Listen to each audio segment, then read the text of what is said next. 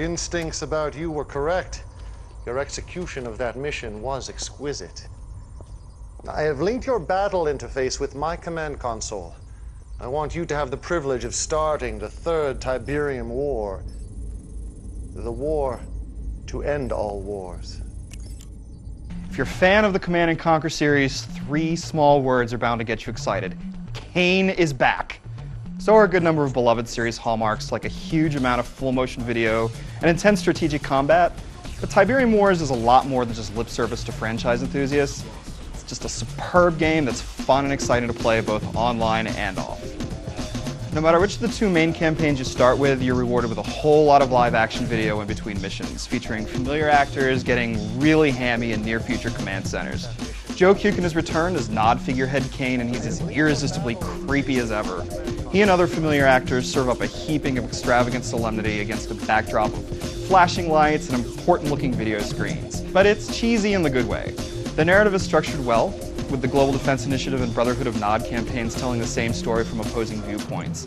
It's going to take you a couple dozen hours to get through the campaigns, and just when you think you've finished, there's a little bit more that'll help flesh out the new alien race called the Skrin. Playing as the Skrin is Tiberium War's greatest delight, since the faction is so different from the others.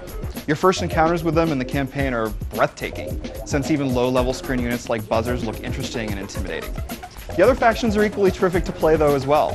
GDI units tend to be straightforward and powerful, and a huge force of mammoth tanks and juggernauts is a challenge to counter.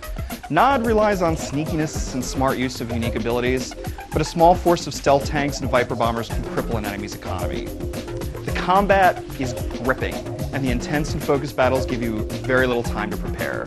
Like any RTS, you still need to build up resources, but it's a quick process of plopping down a bunch of Tiberium refineries and power generators, and then finding the action, because if you don't, the action will find you fast. Once you get past the first 2 acts of each campaign, you'll also discover that Tiberium War's artificial intelligence is aggressive and resourceful, and it's going to take advantage of all of your strategic flaws. You shouldn't take it to mean that technological advancement and thoughtful strategy don't have their places. You won't deal with long and complex tech trees, and it makes Tiberium Wars feel a little limited in that aspect next to advancement-focused strategy games like Supreme Commander, but you do have multiple powers and upgrades to earn by building various structures. The powers run the gamut from GDI's powerful Ion Strike to Nod's Vapor Bomb, and they fit each faction perfectly. As you use units, they level up, making them more effective in battle, and there are some cases where you improve units by more unconventional means. It's obvious that there was a lot of time and attention devoted to the multiplayer.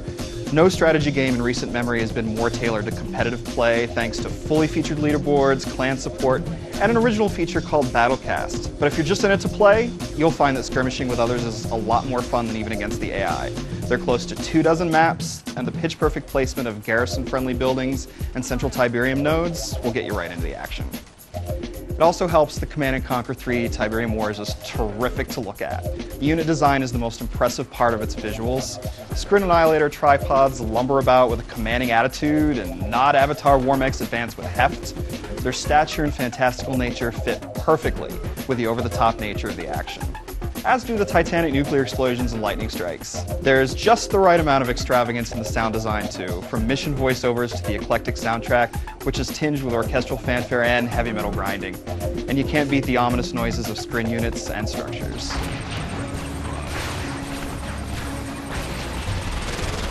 Rockets ready.